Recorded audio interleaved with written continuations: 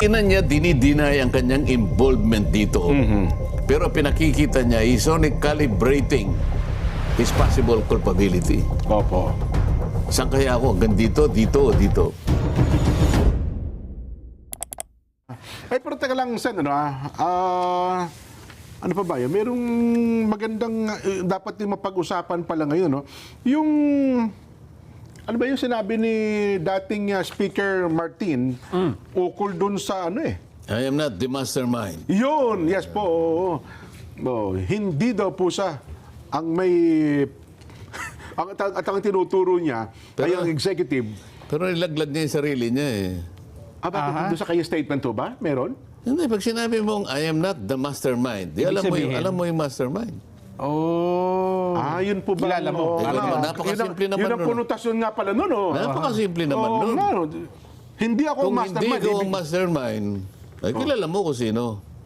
Tama o hindi? Tama po. Kaya mo nasabing hindi ka ang mastermind. Kaya nga ako nagtataka kung bakit gano'n ang pinag-umpisahan ng kanyang statement eh. Oho. No, ang laki ng ang laki ng impact nun na. Di ba? Pero, ang itanong mo muna, bakit siya nagsalita? Ba't siya gumawa ng isang public statement?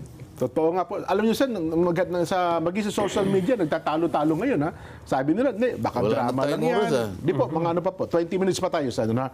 Sabi hindi, sabi nila, drama lang yan. Sabi na ba, hindi, laglagan yan. Parang ayaw ko ng pag-usapan niya. Ganun ho ba?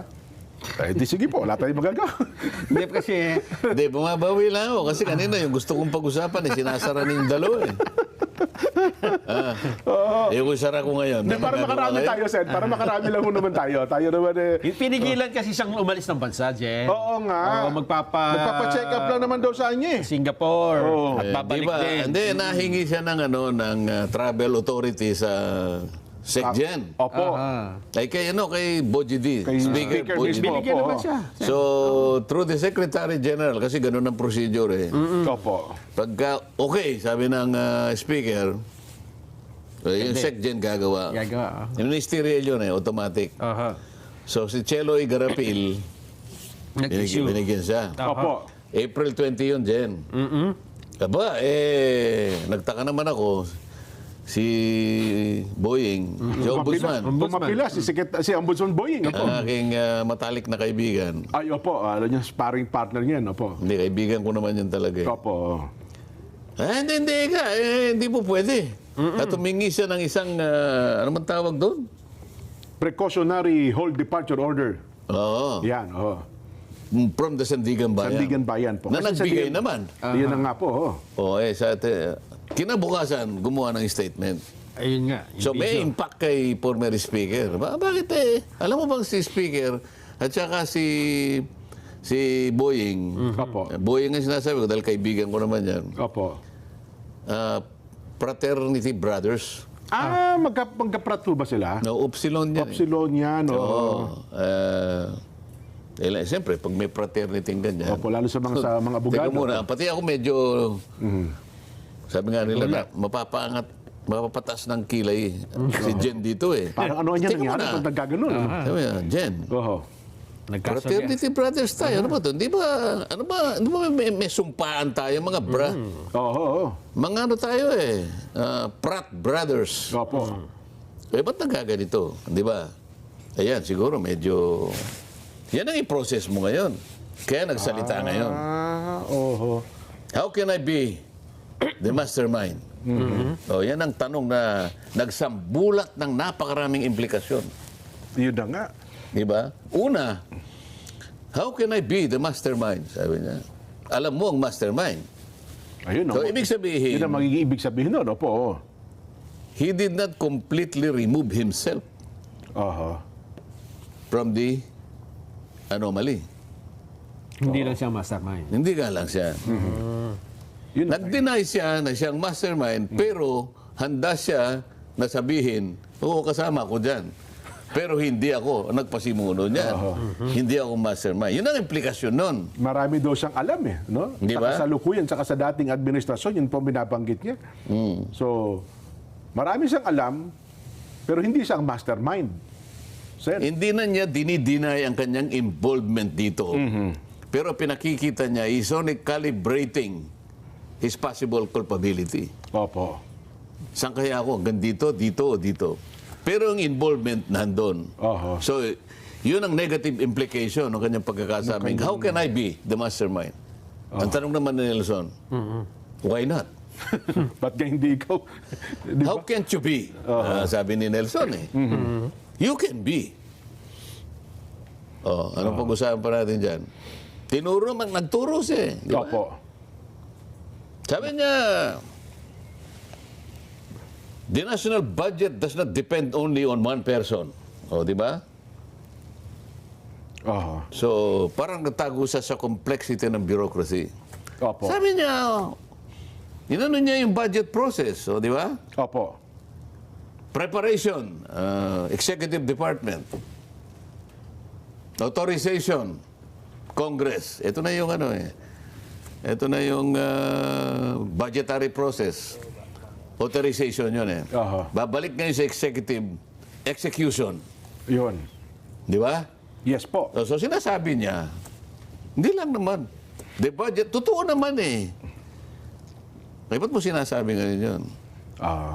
So, sinabi mo ngayon na, teka, talagang ang involvement nito eh, umikot sa dalawang departamento.